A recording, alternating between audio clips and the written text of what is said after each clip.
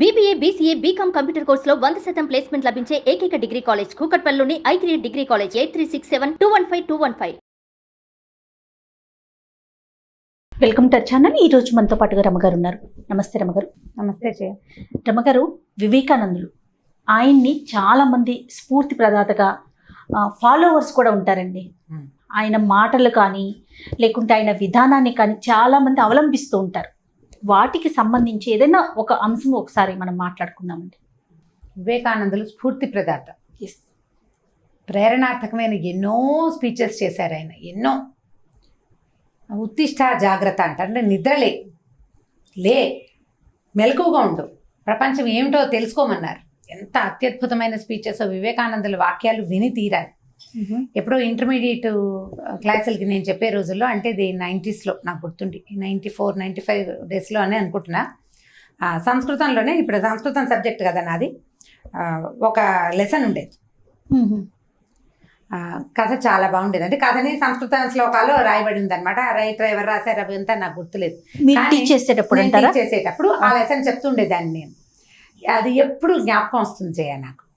మామూలుగా మనకి విగ్రహారాధన భారతీయ సంప్రదాయాల్లో ఉంది. విగ్రహారాధన అంటే మనం ఏం చేస్తాము, ఒక మూర్తిని ఆరాధిస్తాం. మూర్తిని ఆరాధించడం దుర్గని, విష్ణువుని, శివుడికి లింగ రూపంలో చేస్తాం. తర్వాత ఏమో వినాయకుడని, ఆంజనేయుడని, ఎన్నో రూపాలు, భగవద్ రూపాలు, ఎంతో విగ్రహారాధన చేస్తాం. సగుణ పరబ్రహ్మని ఆరాధిస్తాం, అంటే రూపం కలిగిన వాడిని. ఈ సగుణ పరబ్రహ్మని ఆరాధించడము చాలా మందికి నచ్చదు. విగ్రహంలో ఏముంది, మనం చేసుకున్న రాయి, బయట ఉన్న రాయిని ఇప్పుడు దేవుణ్ణి చేసావు, అంటే అక్కడ ఉన్నప్పుడు తొక్కుతాం, ఇక్కడ పూజిస్తున్నాం. రాయే కదా, అదే రాయి కదా అనే భావజాలాలు డెవలప్ అయినాయి. వివేకానందుల కాలంలో కూడా విగ్రహారాధనని వ్యతిరేకించే వ్యక్తులు ఉన్నారు. అయితే దాని మీద ఈ కథ అన్నమాట. ఈ విగ్రహారాధన అంటే మనకి భగవంతుడు నిరాకారుడు. ప్రపంచంలో ఇదంతా నడుస్తోంది. మనం గాలి పీలుస్తున్నాం, పుడుతున్నాం, పెరుగుతున్నాం, మరణిస్తున్నాం, మళ్ళీ పుడుతున్నాం, గాలి వేస్తుంది, చెట్లు కదులుతాయి, మొక్కలు మళ్ళీ మళ్ళీ పుడుతూ ఉంటాయి, కొత్త మొక్కలు వస్తాయి, పుష్పిస్తాయి, ఫలిస్తాయి. ఇదంతా మనమే చేస్తున్నామా? కానీ మనం వాడుకుంటున్నాం చూడు. ఒక మర్రి చెట్టు, దాని కింద కూర్చుంటావు, పడుకుంటావు, గాలి పీలుస్తావు. అది గాలి కదిలినప్పుడల్లా మనకి అమ్మయ్య మంచి ఆక్సిజన్ వస్తుందని ఫీల్ అవుతాం. ఆ మర్రి చెట్టు నువ్వు పెట్టావా? పోనీ నువ్వు పుట్టిస్తావా ఒక మర్రి చెట్టుని? ఈ పుట్టించేవాడెవడో, పెంచేవాడెవడో, దానంతటా అదే పెరుగుతుంది. ఎవరు పుట్టిస్తారు? దేనివల్ల ఇది వస్తుంది? ఆ శక్తే భగవంతుడు. మనకి కనిపించని శక్తి, మనకు కనిపించింది. ఇప్పుడు నువ్వు ఉన్నావు, పోనీ నేనున్నాను, మనుషులు, వ్యక్తులు ఉన్నాము, మన లోపల ఎన్ని అవయవాలు ఉన్నాయి. ఈ అమెరికా ఎవడైనా ఒక ఆయన చేశాడా మనకి? మన అమ్మే మనకి ఈ కాలేయం ఉండాలని, ఈ లివర్ ఉండాలని, ప్యాంక్రియాస్ ఉండాలని, ఇంకోటి ఉండాలని మన శరీరంలో పెట్టిందా? పెట్టలేదు.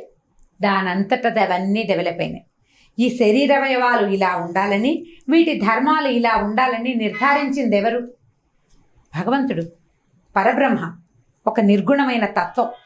ఏ గుణము లేని నిరాకారుడైన వాడు ఇన్ని గుణాలున్న వ్యక్తులని, ఇన్ని రకాల గుణాలున్న ప్రపంచాన్ని నిర్మించి వదిలిపెట్టాడు. ఆయనకు ఒక రూపం లేదు, అన్ని చోట్ల ఉంటాడు. అన్ని సర్వాంతర్యామి. ప్రతి దాంట్లోనూ భగవంతుడే ఉన్నాడు. ఆయన లేనిదే దానికి జీవమే లేదు. ఇప్పుడు అట్లా ఉన్న వ్యక్తిని మనం చూడలేకపోతాం కాబట్టి మనం ఏమనుకుంటాము, మనకి నచ్చిన ఒక రూపంలో ఆయన ఉన్నాడని భావించి పూజిస్తాం. అదే విగ్రహారాధన. ఆ రూపం ఎలాగోలా కాకుండా ఒక ప్రత్యేక తరహాలో నిర్మించుకుంటాం. ఎలాగోలాగా పూజ చేసేవి ఉన్నాయి. గుండ్రాయికి పూజ చేస్తాం, మనం గుండ్రాయికి పూజ చేస్తాం, రోలుకి పూజ చేస్తాం, రోకలికి పూజ చేస్తాం. ఇవన్నీ కూడా భగవంతుని ప్రతిరూపం. ఎందుకంటే దేవుడే ఇచ్చాడు నీకు అవి, నువ్వు పుట్టించలేదు దేన్ని, నువ్వు చేయలా. నువ్వు పోనీ చేసావు, రోకలి నువ్వే చేస్తున్నావు.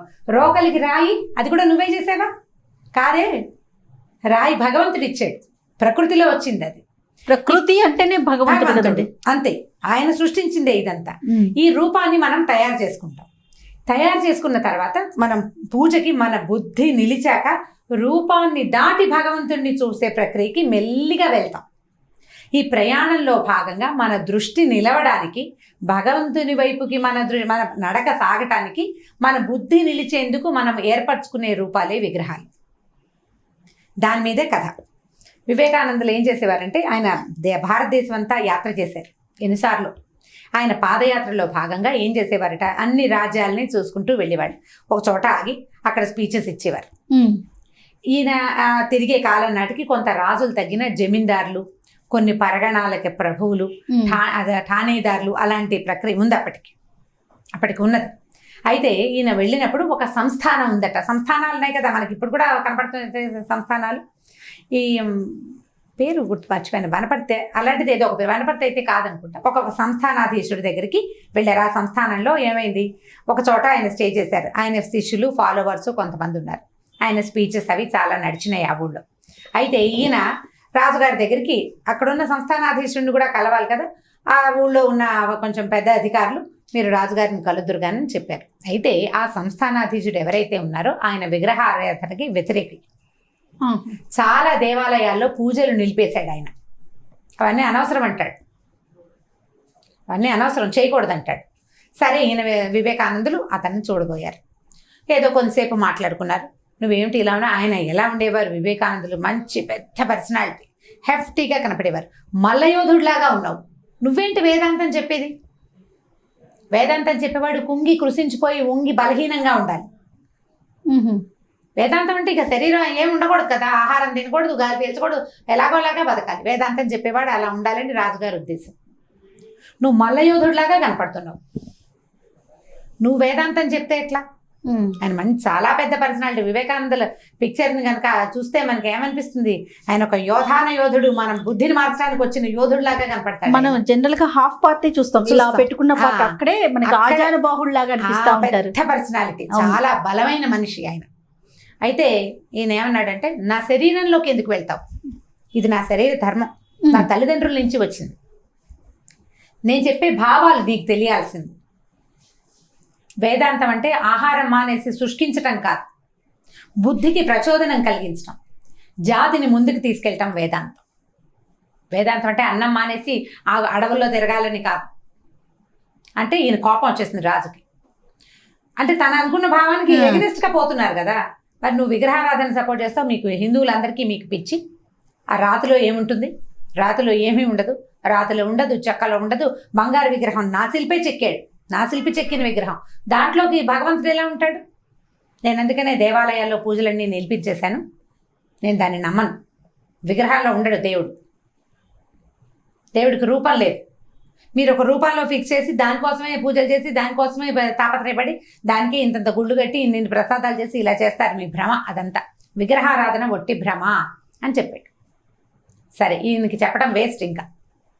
సరే, నేను వెళ్ళొస్తానన్నాడు. ఆయన లేచి బయలుదేరుతుంటే గోడ మీదట వరుసగా చిత్రపటాలు చాలా ఉన్నాయి. పటాలు చాలా బాగున్నాయంటే మా ఊళ్ళో ఉన్న చిత్రకారుడు చాలా అత్యద్భుతమైన వాడు, నేను చిత్రకారులను ప్రోత్సహిస్తాను. పూజారులని వాళ్ళని నేను ప్రోత్సహించను, విగ్రహారాధన చేసే వాళ్ళని నేను ప్రోత్సహించను. నేను ఇచ్చే ప్రోత్సాహం ఏంటంటే కవులు, గాయకులు, కళాకారులు, వాళ్ళ తాలూకు శక్తి, చైతన్యవంతమైన వాళ్ళ శక్తి పట్లే నాకు విశ్వాసం ఉందన్నాడు ఆయన. సరే, రాజుగారు ఇది బాగానే ఉన్నాడు చూడడానికి, ఆయన పిక్చర్ మరీ హ్యాండ్సమ్గా ఎంత బాగుందో. సరే, అక్కడ ఉన్న సేవకుడిని ఆ పటం ఒకసారి తీసి ఇవ్వమని అడిగారు. ఈయన మరి ఎంత పెద్ద మనిషి ఎవరో వచ్చాడు, ఆయన కొంచెం కేకలేసి పంపించేస్తున్నాము, ఏమి ఇచ్చింది లేదు, ఆయన తీసుకున్నది లేదు, నేను తాగను తిన్ను ఏమి తీసుకోనని చెప్పేశారు ఆయన. సరే, పటం తీసిమ్మంటున్నారు అంతే కదా అని సేవకుడికి సైగ చేశారు. తీసిచ్చాక ఆ పటం చూసి ఆ పటాన్ని సేవకుడు చెప్పారు, అరే అబ్బాయి, దీన్ని కింద పెట్టి దీని మీద ఉమ్మేసి కాలుతో తొక్కు రాజుగారి పటం మీద. అనగానే వాడు భయపడిపోయాడు. నేను అలా చేయను అన్నాడు. ఎందుకు చెయ్యవు? ఇది ఒట్టి పటం కదా, ఇది ఒట్టి పటము. రాజు చక్కగా కనిపిస్తున్నాడు చూడు ఎదురుగుండా, మీ సంస్థానాధీశుడు శుభ్రంగా ఉన్నాడు. నేను ఆయన మీద ఏం చేయమంటల్లా, పటం మీద చెయ్యి, పటం మీద ఉమ్మెయ్యి, కాలుతో తొక్కు, ఈ రెండు పనులు చెయ్యి. రాజా, నువ్వు ఇక్కడే ఉన్నావు కదా, చేయించు నువ్వు అన్నాడు. ఆయనకి ఏమనాలో అర్థం కాల రాజుకి. భటుడు వైపు చూస్తే భటుడు వణికిపోతూ చేతులు అడ్డబెట్టాడు. నేను చెయ్యను, నాకు అన్నం పెట్టే ప్రభువు, నాకు అన్నం పెడతాడు, నెల తిరిగేసరికి జీతం ఇస్తాడు, నేను కొలిచే ప్రభు, తరతరాలుగా మేము ఈ ప్రభువునే కొలుస్తున్నాం. ఆయన చిత్రపటాన్ని నేను అవమానించలేను. ఈయన రాజు వైపుకు తిరిగాడు. నీ తాత పటం కింద పెడదాం, నువ్వు అవమానిస్తావా పటాన్ని? తాతని కాదు, పటాన్ని కూడా నువ్వు అవమానించవు. రాజు ఒప్పుకున్నాడు, అవును నేను అవమానించను. మరి విగ్రహాన్ని ఎందుకు కాదంట? విగ్రహంలో లేడే, ఈ పటంలో లేవే నువ్వు. పటంలో లేని నిన్ను నువ్వు ఎదురుగుండా కనపడుతున్నా నీ చిత్రపటాన్ని కూడా అవమానించడానికి నీ దగ్గరున్న ఒక సేవకుడు ఒప్పుకోలేదు. నువ్వు నెల తిరిగితే వాడికి అన్నం పెడతావు, నువ్వు వద్దంటే ఇంకోటి పెడతాడు అన్నం. భగవంతుడు వద్దంటే నీకు ఇంకొకడు గాలిని ఇస్తాడా? ఇంకోటి ఇస్తాడా గాలి నీకు? నీకు ఆహారం, నీ నీ నీ చెట్లకి గాలి కానీ, నీ మొక్కల్లో పళ్ళు కానీ, పువ్వులు కానీ, నీ ధాన్యం కానీ, నీ శరీర అవయవాల్లో ఒక్కదాన్ని భగవంతుడు కాదన్నా నీకు ఇంకొకటి ఇస్తాడా? ఇంకోటి ఇస్తాడు పోని, ఇవాళ రేపు ఉన్న మన సైన్స్ ప్రకారం దానికి కూడా భగవంతుడు ఒప్పుకోవాలి కదా. అటువంటి వాడిని ఎందుకు నేను అవమానిస్తాను? నువ్వు ఒక మనిషిని అవమానించడానికి, ఒక చిత్రపటాన్ని అవమానించడానికి మీరు ఒప్పుకోకపోతే భగవంతుడి ప్రతిరూపం అని భావించే విగ్రహాన్ని ఎందుకు అవమానిస్తావు నువ్వు? అతనిని మీరి నీ దగ్గర ఒక్కటి కూడా లేదు. నీ కళ్ళకి వెలుగతడే, నీ చెవులకి శబ్దం అతడే, నీ ముక్కుకి గాలి అతడే, నీ నాలుగుకి రుచి కూడా భగవంతుడే, నీ నోట్లో మాట అది కూడా భగవంతుడే. వీటిలలో ఏ ఒకదాన్నైనా అతను వద్దంటే నువ్వు తేలేవు, తెచ్చుకోలేవు, నీకు ఎవ్వరూ ఇవ్వరు, ఆయనే ఒప్పుకోవాలి. అలాంటి ఒక నిరాకార పరంజ్యోతికి ఒక ఆకారం ఏర్పరిచి నేను పూజిస్తే దాన్ని అగౌరవపరచాలని, దాన్ని మలినపరచాలని నువ్వు భావించడం ఎంత తప్పు? ఇంతకీ నువ్వు కనపడుతుంటేనే నీ పిక్చర్కి అవమానించకూడదు, కనపడని వాడి పిక్చర్ని అవమానించచ్చా? చిన్న పటం వినాయకుడు బొమ్మ ఏదో పేపర్లో వేస్తారు, అది కూడా మనం చింపలేకపోతాం. పొయ్యిలో పెట్టుకుంటాం న్యూస్ పేపర్లు, పల్లెటూళ్ళలో పేపర్ పెట్టే కుంపట అంటించేవాడు. అది అందులో దేవుడి బొమ్మ అంటే అది అంటించకూడదు. దేవుడి బొమ్మ అంటిస్తావా నువ్వు? నీకు ఎక్కడి నుంచి వస్తుంది మిగిలిందంతా? నీ దగ్గర నువ్వు అనుభవిస్తున్న ఈ ప్రపంచం ఏది నీది కాదు, దాన్ని దేన్ని నువ్వు చేయలేదు, నిన్ను కూడా భగవంతుడే చేశాడు. అనుభవించడానికి ఈ ప్రపంచాన్ని నీ కోసం ఇచ్చాడు. అతన్ని గౌరవించాలంటే ఈ అనుభవిస్తున్న ప్రపంచానికి మర్యాద ఇవ్వాలి. అతని ద్వారా ఏ విధానం అయితే వచ్చిందో దాన్ని నువ్వు గౌరవించాలి, ముందుకు తీసుకెళ్ళాలి. అతన్ని గౌరవించే విధానం నీ దగ్గర ఒక్క చిన్నదున్నా దాన్ని పూర్తి స్థాయిలో చేసి తీరాలి. ఆయన్ని గౌరవించటమే విగ్రహారాధన. దాన్ని చెయ్యాలి. దాన్ని చేయకపోతే నీకే లేదు గౌరవం. నువ్వు పీల్చే గాలి పట్ల లేనట్టు వదిలేయి, మానేసేయి పీల్చటం మానే. నువ్వు అది మానేస్తే ఇది కూడా మానేయాలి. నువ్వు మానగలవా? గాలి పీల్చడం మానేసిన మరుక్షణం నువ్వేమవుతావు? ఇక్కడ ఉండవే, నీ పటం కూడా అప్పుడు పైకెక్కుతుంది. కాబట్టి విగ్రహారాధనని ఎంత బాగా సమర్థించారంటే, ఎంత పరమాద్భుతమైన కథ. అది జ్ఞాపకం వచ్చినప్పుడల్లా నాకు కంట్లో నీళ్ళు వస్తాయి. చేయ ఎలా చెప్పారు ఇంత భావం? ఒక వ్యక్తి ఇంకొక కొంతమందిని మార్చగలిగాడంటే ఎంత ప్రగాఢమైన విశ్వాసం ఉంటే మనం మార్చగలుగుతాం. ఖచ్చితంగా అండి, ఖచ్చితంగా. సమాజాన్ని ముందుకు తీసుకెళ్లాడు. ఇప్పటికీ మనం వివేకానందని గుర్తుపెట్టుకున్నామంటే ఆ పిక్చర్ చూడంగానే మనకు ఒక ఉద్వేగం, ఒక ఉత్తేజం కలుగుతుందంటే ఎంత అత్యద్భుతమైన వ్యవహారం, ఎంత అత్యద్భుతమైన విషయం చెప్పారు. ప్రతి మాట ముత్యమే రమ్మగారు, ప్రతి మాట ముత్యమే, ప్రతిదీ శిరోధార్యం, ప్రతి మాట నెత్తి మీద పెట్టుకుని తీరాలి. మనం వివేకానందుల్ని గనక అనుసరించి ముందుకెళ్తే ఈ యువత బాగుపడుతుంది. మనం ఏం చెయ్యాలి, ఏం చేయకూడదు, కాలాన్ని వృధా చేయకూడదనే వ్యవహారం, ఆ మాటలు కూడా చాలా అత్యద్భుతంగా చెప్తారు. వీలు వెంబడి ఇంకొకటి 2 కథలు చెప్పుకోవచ్చు. అద్భుతంగా ఉందండి. ఆయన ఎక్స్ప్లెయిన్ చేసిన విధానం అదే చూడండి, సామాన్యులకు కూడా అర్థమయ్యే విధంగా చాలా బాగుంది. రమ్మగారు నమస్తే. నమస్తే జయ. ఇక ఈ వీడియో కనుక మీకు నచ్చినట్లయితే లైక్ చేయండి, షేర్ చేయండి. మరిన్ని వీడియోస్ కోసం మా ఛానల్ని సబ్స్క్రైబ్ చేసుకోండి.